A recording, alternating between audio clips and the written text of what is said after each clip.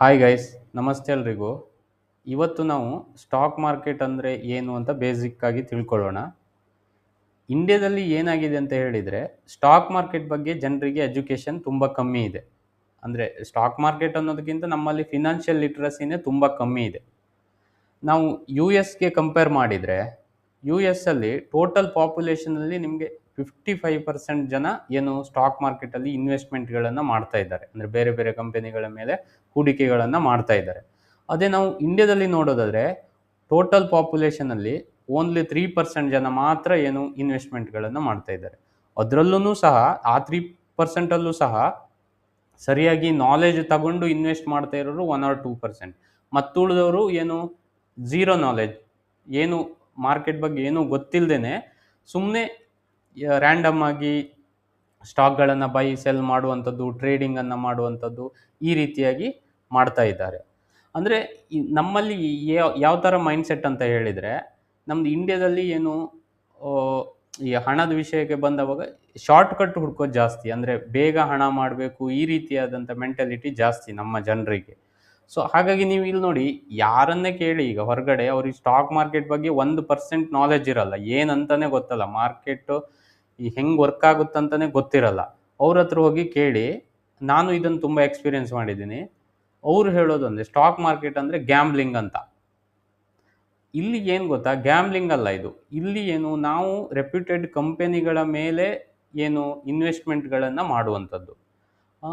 ಯಾವುದು ಮಾರ್ಕೆಟಲ್ಲಿ ಬೇರೆ ಬೇರೆ ಕಂಪನಿಗಳು, ಬೇರೆ ಬೇರೆ ಪ್ರಾಡಕ್ಟ್ ಇರ್ಬೋದು, ಸರ್ವಿಸ್ ಇರ್ಬೋದು, ಅಂದರೆ ಎನಿ ಸೆಕ್ಟರ್ ಇರ್ಬೋದು, ಅವರೆಲ್ಲ ಏನು ಕೆಲಸ ಮಾಡ್ತಾರೆ, ಯಾವ ರೀತಿಯಾಗಿ ಬಿಸ್ನೆಸ್ಗಳನ್ನು ಮಾಡ್ತಾರೆ, ಅದನ್ನೆಲ್ಲ ಅನಾಲಿಸಿಸ್ ಮಾಡಿಕೊಂಡು ಅಲ್ಲಿ ನಾವು ಹೂಡಿಕೆಯನ್ನು ಮಾಡುವಂಥದ್ದು. ಇದು ಸ್ಟಾಕ್ ಮಾರ್ಕೆಟು. ಬಟ್ ನಮ್ಮಲ್ಲಿ ಅದ್ರ ಬಗ್ಗೆ ಎಜುಕೇಷನ್ ಇಲ್ಲದೆ ಕಾರಣದಿಂದ ಜನ ಅಂದರೆ ಅವರದ್ದೇ ಆದಂಥ ಒಪಿನಿಯನ್ಗಳನ್ನು ಶೇರ್ ಮಾಡ್ತಾ ಇದ್ದಾರೆ ಅಷ್ಟೇ. ಈಗ ಯಾರಿಗೆ ಆ ಪರ್ಟಿಕ್ಯುಲರ್ ವಿಷಯದ ಬಗ್ಗೆ ಏನು ನಾಲೆಜ್ ಇರುತ್ತೆ ನೋಡಿ, ಅವರು ಜಾಸ್ತಿ ಅದ್ರ ಬಗ್ಗೆ ಏನು ನೆಗೆಟಿವ್ ಆಗಿ ಮಾತಾಡೋಕ್ಕೆ ಹೋಗಲ್ಲ. ಯಾರಿಗೆ ಅದು ಗೊತ್ತಿರಲ್ಲ ನೋಡಿ, ಅವ್ರು ಗೊತ್ತಿಲ್ಲ ಅನ್ನೋದಕ್ಕಿಂತ ಜಾಸ್ತಿಯಾಗಿ ಅವ್ರದ್ದೇ ಆದಂಥ ಒಪಿನಿಯನನ್ನು ಶೇರ್ ಮಾಡೋದು ಜಾಸ್ತಿ. ಅಂದರೆ ಸ್ಟಾಕ್ ಮಾರ್ಕೆಟ್ ಬಗ್ಗೆ ಇಂಡಿಯಾದಲ್ಲಿ ಆಗಿರೋದು ಹಾಗೇನೆ. ಸೊ ಅಂದರೆ ತುಂಬ ಜನಕ್ಕೆ ಅದ್ರ ಬಗ್ಗೆ ಗೊತ್ತಿಲ್ಲ, ಹಾಗಾಗಿ ಅವರದ್ದೇ ಆದಂಥ ಒಪಿನಿಯನನ್ನು ಶೇರ್ ಮಾಡ್ತಾರೆ. ನಾವಿಲ್ಲಿ ಏನು ಸ್ಟಾಕ್ ಮಾರ್ಕೆಟ್ ಅಂತ ಸ್ಟಾಕ್ ಮಾರ್ಕೆಟ್ ಅಂದರೆ ಏನು ಅಂತ ನೋಡೋದಾದರೆ, ಇಲ್ಲಿ ವೆರಿ ಸಿಂಪಲ್. ಬೇರೆ ಬೇರೆ ಕಂಪನಿಯ ಸ್ಟಾಕ್ಗಳು ಏನಿರ್ತಾವಲ್ಲ, ಬೇರೆ ಬೇರೆ ಕಂಪನಿಯ ಸ್ಟಾಕ್ಸ್ ಅಂದರೆ ನಾವು ಎಲ್ಲರನ್ನು ಸೇರಿಸಿ ಸ್ಟಾಕ್ಸ್ ಅಂತ ಹೇಳೋದು. ಆ ಕಂಪನಿಯ ಶೇರ್ಗಳು ಏನಿರ್ತಾವಲ್ಲ, ಅದರಲ್ಲಿ ನಾವು ಹೂಡಿಕೆಯನ್ನು ಮಾಡುವಂಥದ್ದು. ಅಂದರೆ ಆ ಶೇರ್ಗಳನ್ನು ಬೈ ಸೆಲ್ ಮಾಡುವಂಥದ್ದು. ಅಂದರೆ ನಮ್ಗೆ ಇವತ್ತೀಗ ಯಾವುದೋ ಕಂಪನಿಯ ಶೇರನ್ನು ಬೈ ಮಾಡಬೇಕಂತ ಇದ್ದರೆ ಬೈ ಮಾಡುವಂಥದ್ದು, ಯಾವಾಗ ಅದನ್ನಿಲ್ಲ ನಂಗೆ ಸೆಲ್ ಮಾಡಬೇಕಂತ ಇದ್ದವಾಗ ಸೆಲ್ ಮಾಡುವಂಥದ್ದು. ಇಲ್ಲಿ ಏನಾಗುತ್ತೆ ಅಂತ ಹೇಳಿದರೆ, ನಾವು ಆ ಕಂಪನಿಯ ಶೇರ್ಗಳನ್ನು ಈಗ 1, 2, 100 ಎಷ್ಟು ಬೇಕಿದ್ರೂ ನಾವು ಬೈ ಮಾಡ್ಬೋದು.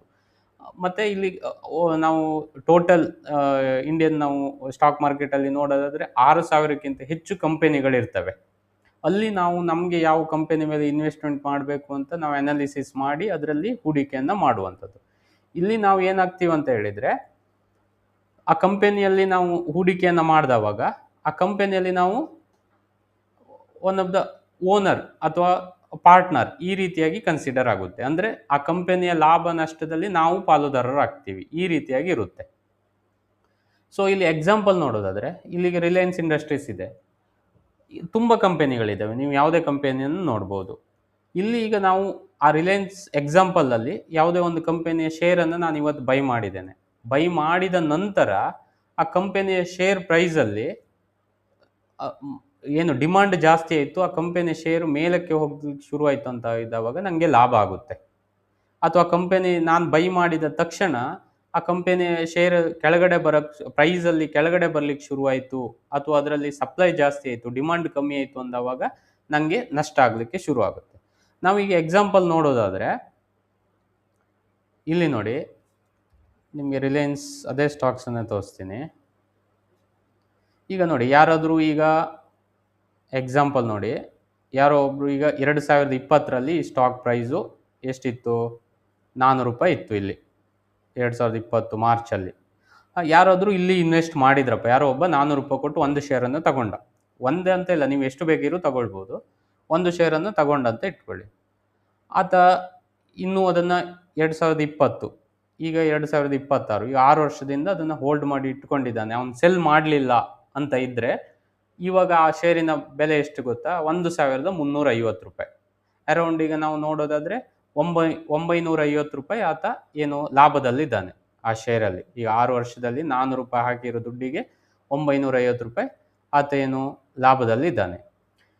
ಈಗ ನಾವು ಇವಾಗ ನಾವು ನೋಡೋದಾದರೆ, ಈಗ ನೋಡಿ ಎಕ್ಸಾಂಪಲ್ಲು, ಈ ಶೇರ್ ಪ್ರೈಸ್ ಇವಾಗ ₹1,350 ಇದೆ. ಈಗ ನನಗೀಗ ಈ ಶೇರನ್ನು ಈಗ ಬೈ ಮಾಡಬೇಕಂತ ಇದ್ದೀನಿ. ನಂಗೆ ಅನಿಸುತ್ತೆ ಈ ಶೇರು ಈಗ ಮುಂದಿನ ದಿನಗಳಲ್ಲಿ ಮಾರ್ಕೆಟು ಇಲ್ಲಿ ತನಕ ಬರ್ಬೋದು ಅಂತ ನಂದೊಂದು ಅನಾಲಿಸಿಸ್ ಇರುತ್ತೆ. ಇಟ್ಕೊಳ್ಳಿ, ನಾನು ಇದು ಯಾವುದು ಬೈ ಸೆಲ್ ರೆಕಮೆಂಡೇಶನ್ ಅಲ್ಲ, ನಾನು ಎಕ್ಸಾಂಪಲ್ ಕೊಡ್ತಾ ಇರೋದು. ಈಗ ನಾನು ಇವತ್ತು ಬೈ ಮಾಡ್ತೇನೆ, ನೆಕ್ಸ್ಟ್ ಮಾರ್ಕೆಟ್ ಹಿಂಗೆ ಮೇಲೆ ಹೋಗುತ್ತೆ. ಹಿಂಗೆ ಮೇಲೆ ಹೋದವಾಗ ಈಗ ಮಾರ್ಕೆಟ್ ಹೀಗೆ ಹೀಗೆ ಹೀಗೆ ಹೀಗೆ ಮಾಡಿ ಇಲ್ಲಿ ಮೇಲೆ ಹೋಯ್ತು ಅಂತ ಇಟ್ಕೊಳ್ಳಿ, ಇಲ್ಲಿ ₹1,600 ಬಂತು. ಆವಾಗ ಏನಾಗುತ್ತೆ, ನಾನು ಇನ್ವೆಸ್ಟ್ ಮಾಡಿದ್ದು 1,350, ನನಗೆ ₹250 ಲಾಭ ಆಗುತ್ತೆ. ಅಂದರೆ ಮಾರ್ಕೆಟ್ ಪ್ರೈಸ್ ಮೇಲೆ ಹೋದಾಗೇ ನಂಗೆ ಲಾಭ ಆಗುತ್ತೆ. ಅದೇ ನಾನು ಇಲ್ಲಿ ಇನ್ವೆಸ್ಟ್ ಮಾಡ್ತೀನಿ, ನೆಕ್ಸ್ಟ್ ಡೇಸಲ್ಲಿ ಅದು ಕೆಳಗಡೆ ಬರಲಿಕ್ಕೆ ಸ್ಟಾರ್ಟ್ ಆಯಿತು ಅಂತ ಇಟ್ಕೊಳ್ಳಿ. ಪ್ರೈಸ್ ಮೇಲೆ ಹೋಗಿಲ್ಲಪ್ಪ, ಅದರಲ್ಲಿ ಡಿಮಾಂಡ್ ಕಮ್ಮಿ ಆಯಿತು, ಸಪ್ಲೈ ಜಾಸ್ತಿ ಆಯಿತು. ಆವಾಗ ಏನಾಗುತ್ತೆ, ಮಾರ್ಕೆಟಲ್ಲಿ ಏನು ಪ್ರೈಸ್ ಅನ್ನುವಂಥದ್ದು ಕೆಳಗಡೆ ಬರಲಿಕ್ಕೆ ಶುರುವಾಗುತ್ತೆ. ಆವಾಗ ಈಗ ನೋಡಿ, ಆ ಪ್ರೈಸ್ ಅನ್ನುವಂಥದ್ದು ಇಲ್ಲಿ ತನಕ ಬಂತು ಅಂತ ಇಟ್ಕೊಳ್ಳಿ 1,200ಕ್ಕೆ. ಆವಾಗ ಏನಾಗುತ್ತೆ, ನನಗೆ ₹1,350 ಕೊಟ್ಟಿರೋದು ನಾನು ₹200 ಲಾಸ್, ಅಂದರೆ ಎಷ್ಟಾಗುತ್ತೆ, ₹150 ಲಾಸ್ ಆಗುತ್ತೆ ನನಗೆ, ಹೌದಲ್ವಾ? ಇಲ್ಲಿ ನೋಡಿ, ನೀವು ಯಾವುದೇ ಇನ್ವೆಸ್ಟ್ಮೆಂಟನ್ನು ಮಾಡಿದರೂ ಸಹ ನಿಮಗೆ ಅದೇ ದಿನ ತೆಗಿಬೇಕು, ಇದೇ ದಿನ ತೆಗಿಬೇಕು, ಆ ರೀತಿಯಾಗಿ ಏನೂ ಇಲ್ಲ. ನೀವೀಗ ಅಂದ್ಕೊಂಡಿರ್ತೀರಿ ನಾನೊಂದು ವರ್ಷಕ್ಕೆ ಇನ್ವೆಸ್ಟ್ ಮಾಡ್ತೀನಿ ಅಂತ, ನಿಮ್ಗೆ ಒಂದು ವಾರದಲ್ಲೇ ಆ ಹಣದ ಅವಶ್ಯಕತೆ ಇರುತ್ತೆ, ನೀವು ತೆಗಿಬೋದು. ಈಗ 1,350ಕ್ಕೆ ನೀವು ಇಲ್ಲಿ ಬೈ ಮಾಡಿದರೆ, ನೀವು ಒಂದು ತಿಂಗಳು ಬಿಟ್ಟು ನೋಡುವಾಗ ಇಲ್ಲಿ ₹1,400 ಇತ್ತು ಅಂತ ಇಟ್ಕೊಳ್ಳಿ, ₹50 ಲಾಭದಲ್ಲಿರುತ್ತೆ, ನೀವು ತೆಗಿಬೋದು. ಇಲ್ಲ ನೀವು 1,350ಕ್ಕೆ ತೊಗೊಂಡಿರೋದು ಇಲ್ಲ 1,300ರಲ್ಲೇ ಇರುತ್ತಪ್ಪ, ನಿಮ್ಗೆ ಹಣ ಬೇಕಾದವಾಗ ಅದನ್ನು ನೀವು ಅಲ್ಲೂ ಏನು ಸೆಲ್ ಮಾಡ್ಬೋದು. ಆವಾಗ ನಿಮಗೇನು ಒಂದು ಶೇರ್ ಮೇಲೆ ₹50 ಲಾಸ್ ಆಗುತ್ತೆ. ಸೊ ಆ ದಿನದಲ್ಲಿ ಏನು ನಡೆಯುತ್ತಿರುತ್ತಲ್ಲ ಮಾರ್ಕೆಟ್ ಪ್ರೈಸು, ಅದಕ್ಕೆ ತಗೊಂಡು ನೀವು ಹೊರಗೆ ಬರಬೇಕಾಗುತ್ತೆ. ಇದು ಎಕ್ಸಾಂಪಲ್. ಈಗ ನೋಡಿ, ಬೇರೆ ನಾವು ನೋಡೋದಾದರೆ, ಈಗ TVS ಮೋಟಾರ್ ಅಂತ ಇದೆ, ಇದೊಂದು ಆಟೋ ಸೆಕ್ಟರ್ ಸ್ಟಾಕ್ಸು. ಇದರಲ್ಲಿ ಯಾರಾದರೂ ನೋಡಿ 2020ರಲ್ಲಿ ಇಲ್ಲಿದೆ, 2020ರಲ್ಲಿ ನೋಡಿ, ಇದು ಅರೌಂಡ್ ₹250 ಈ ಪ್ರೈಸಲ್ಲಿ ಇತ್ತು ಶೇರು. ಅದರ ನಂತರ ನೋಡಿ, ಬರೀ 6 ವರ್ಷದಲ್ಲಿ ಎಲ್ಲಿ ತನಕ ಬಂತು, ₹3,384 ಆಯಿತು, ಹೌದಲ್ವಾ?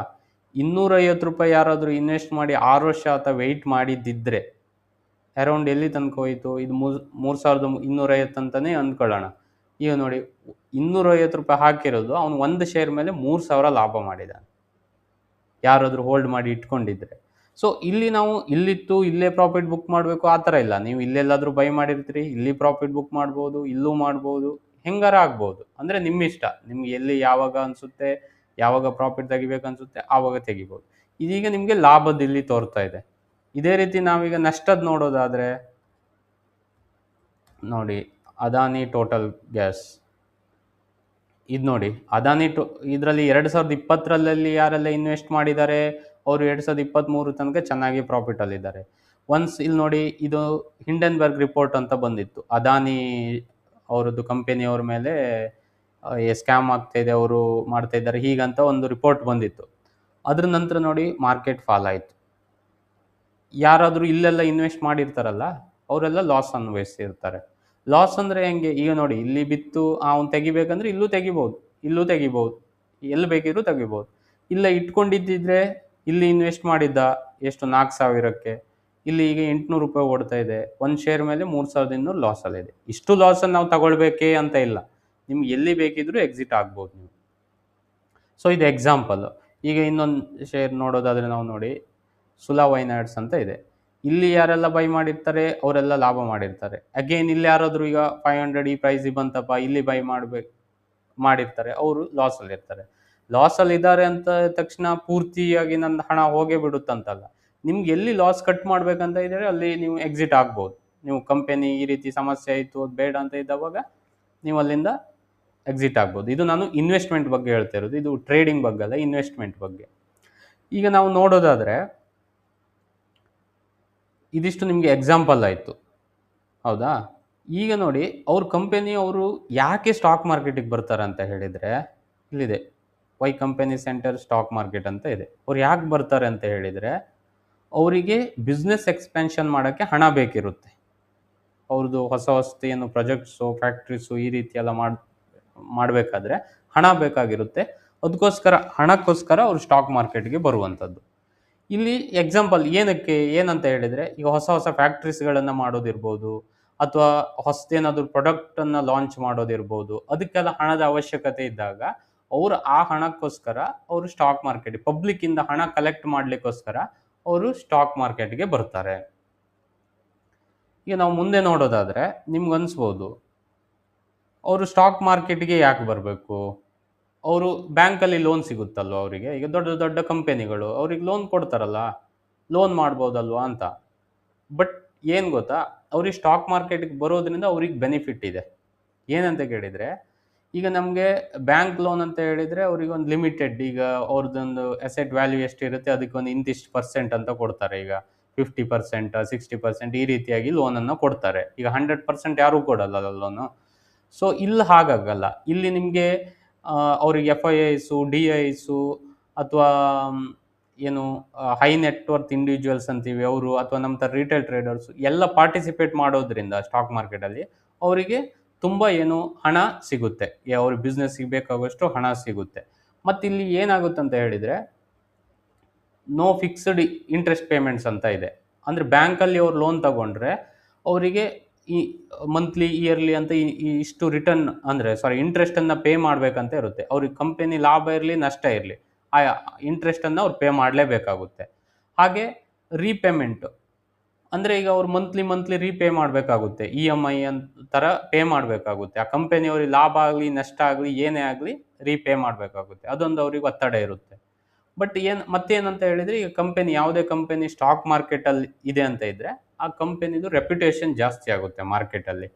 ಸೊ ಅಂದರೆ ಪಬ್ಲಿಕ್ಸ್ ಅದ್ರ ಮೇಲೆ ಇಂಟ್ರೆಸ್ಟ್ ತೋರಿಸ್ತಾರೆ, ಇನ್ವೆಸ್ಟ್ಮೆಂಟ್ ಮಾಡ್ತಾರೆ. ಸೊ ರೆಪ್ಯುಟೇಷನ್ ಜಾಸ್ತಿ ಇರುತ್ತೆ. ಈಗ ನಾವು ಕಂಪ್ಯಾರಿಸನ್ ನೋಡೋದಾದರೆ, ಅಂದರೆ ಈಗ ಬ್ಯಾಂಕ್ ಲೋನ್ಗೂ ಮತ್ತು ಅವರು ಕಂಪನಿಗಳು ಸ್ಟಾಕ್ ಮಾರ್ಕೆಟ್ಗೆ ಬರೋದ್ರಿಂದ ಏನು ಬೆನಿಫಿಟ್ ಅಂತ ನೋಡೋದಾದರೆ, ಒಂದನೇದಾಗಿ ನೋಡೋದಾದ್ರೆ ನಾವು ರೀಪೇಮೆಂಟು. ಈಗ ಬ್ಯಾಂಕಲ್ಲಿ ಅವ್ರು ಲೋನ್ ತಗೊಂಡ್ರೆ ಮ್ಯಾಂಡೇಟ್ರಿ, ಅಂದರೆ ಅವ್ರೀಗ ಕಂಪನಿ ಲಾಭ ಆಗಲಿ ನಷ್ಟ ಆಗಲಿ, ಬಿಸ್ನೆಸ್ ಚೆನ್ನಾಗಾಗಲಿ ಏನೇ ಆಗಲಿ, ಅವರು ಬ್ಯಾಂಕಿಗೆ ಪೇಮೆಂಟ್ ಮಾಡಲೇಬೇಕು, ಹಣವನ್ನು ವಾಪಸ್ ಕಟ್ಟಲೇಬೇಕು, ಹೌದಲ್ವಾ? ಇಲ್ಲಿ ಸ್ಟಾಕ್ ಮಾರ್ಕೆಟಿಗೆ ಬಂದರೆ ಏನಾಗುತ್ತೆ ಅಂತ ಹೇಳಿದರೆ, ಅವರಿಗೆ ರೀಪೇ ಮಾಡಲೇಬೇಕು ಅನ್ನುವಂಥದ್ದು ಒತ್ತಡ ಇರಲ್ಲ. ಯಾಕಂದರೆ ಈಗ ನಾವೆಲ್ಲ ಏನು ಇನ್ವೆಸ್ಟ್ಮೆಂಟ್ ಮಾಡ್ತೀವಲ್ಲ, ಅಲ್ಲಿ ನಾವೇನಾಗಿರ್ತೀವಿ, ಆ ಕಂಪನಿ ಜೊತೆ ಪಾರ್ಟ್ನರ್ ಥರ ಇರ್ತೀವಿ ನಾವು. ಅಂದರೆ ಲಾಭ ನಷ್ಟಕ್ಕೆ ಎರಡಕ್ಕೂ ನಾವು ರೆಡಿಯಾಗಿರ್ತೀವಿ. ಹಾಗಾಗಿರೋದ್ರಿಂದ ಅವ್ರಿಗೆ ಆ ಒತ್ತಡ ಇರಲ್ಲ. ಇನ್ನೊಂದು ಇಂಟ್ರೆಸ್ಟು. ಈ ಬ್ಯಾಂಕಲ್ಲಿ ಫಿಕ್ಸ್ಡ್ ಇಂಟ್ರೆಸ್ಟ್ ಇರುತ್ತೆ. ಇಷ್ಟು ಸಾಲ ತಗೊಂಡ್ರೆ ಇಷ್ಟು ನೀವು ಇಂಟ್ರೆಸ್ಟ್ ಪೇ ಮಾಡಲೇಬೇಕಂತ ಇರುತ್ತೆ. ಅದನ್ನು ಅವ್ರು ಪೇ ಮಾಡಲೇಬೇಕು. ಇಲ್ಲಿ ಆ ರೀತಿಯಾಗಿರಲ್ಲ. ಯಾಕಂದರೆ ನಾವು ಇನ್ವೆಸ್ಟರ್ಸ್ ಆಗಿರೋದ್ರಿಂದ ನಮಗಿಲ್ಲಿ ಇಂಟ್ರೆಸ್ಟ್ ಅಂತ ಇರಲ್ಲ. ನಾವು ಲಾಭ ನಷ್ಟಕ್ಕೋಸ್ಕರನೇ ಕಾಯ್ತಾ ಇರ್ತೀವಿ. ಇಲ್ಲಿ ಮತ್ತೆ ಓನರ್ಶಿಪ್ಪಲ್ಲಿ ಇಲ್ಲಿ ಬ್ಯಾಂಕಿಗೆ ಅವರು ಓನರ್ಶಿಪ್ ಅಂತ ಕೊಡಲ್ಲ. ಬಟ್ ಅವರಿಗೆ ಕಂಪನಿ ನಷ್ಟಕ್ಕೋಯ್ತು, ಲಾಭ ಮಾಡಲಿಕ್ಕಾಗಿಲ್ಲ, ರೀಪೇಮೆಂಟ್ ಮಾಡೋಕ್ಕಾಗಿಲ್ಲ, ಆವಾಗ ಏನಾಗುತ್ತೆ, ಕಂಪನಿಯವರು ಅವರ ಆಸ್ತಿಯನ್ನು ಮುಟ್ಟುಗೋಲು ಹಾಕ್ಕೊಳ್ಬೋದು. ಬಟ್ ಇಲ್ಲಿ ಏನಾಗುತ್ತೆ ಅಂತ ಹೇಳಿದರೆ, ನಮ್ಮ ಹಣ ಏನಿದೆಯಲ್ಲ, ನಮ್ಮ ಜೊತೆ ಅವರು ಹಂಚಿಕೆ ಮಾಡ್ಕೊಳ್ತಾರೆ ಓನರ್ಶಿಪ್ಪನ್ನು. ಅಂದರೆ ಈಗ ನಮ್ಮ ಹತ್ರ ನಾನೀಗ ಯಾವುದೋ ಒಂದು ಕಂಪನಿದ್ದು ಶೇರ್ ಒಂದು 100 ಶೇರ್ ಇದೆ ಅಂದರೆ ನಾನು ಕಂಪನಿ ಸಣ್ಣ ಓನರ್ ಥರ, ಈ ರೀತಿಯಾಗಿರುತ್ತೆ. ಕ್ಯಾಪಿಟಲ್ ಸೈಜು ಅಂದರೆ ಬ್ಯಾಂಕ್ ಲೋನ್ ಅಂತ ಬಂದಾಗ ಅವರಿಗೆ ಲಿಮಿಟೆಡ್ ಕ್ಯಾಪಿಟಲ್ ಸಿಗುತ್ತೆ. ನಾನು ಇವಾಗಲೇ ಹೇಳಿದ್ನಲ್ಲ, ಅವ್ರದ್ದು ಟೋಟಲ್ ಅಸೆಟಲ್ಲಿ ಒಂದು 50-60% ಈ ರೀತಿಯಾಗಿ ಅವ್ರಿಗೆ ಲೋನ್ ಕೊಡ್ತಾರೆ. ಬಟ್ ಇಲ್ಲಿ ಏನಾಗುತ್ತೆ ಅಂತಂದರೆ ವೆರಿ ಲಾರ್ಜ್ ಕ್ಯಾಪಿಟಲ್ ಸಿಗುತ್ತೆ. ಈಗ ಹೇಗಂತ ಹೇಳಿದರೆ, ಈಗ ಅವರು ಈ ಸ್ಟಾಕ್ ಮಾರ್ಕೆಟಿಗೆ ಬರಬೇಕಾದ್ರೆ ಈಗ FIIಸು, DIಸು ಇವರೆಲ್ಲ ಇರ್ತಾರೆ.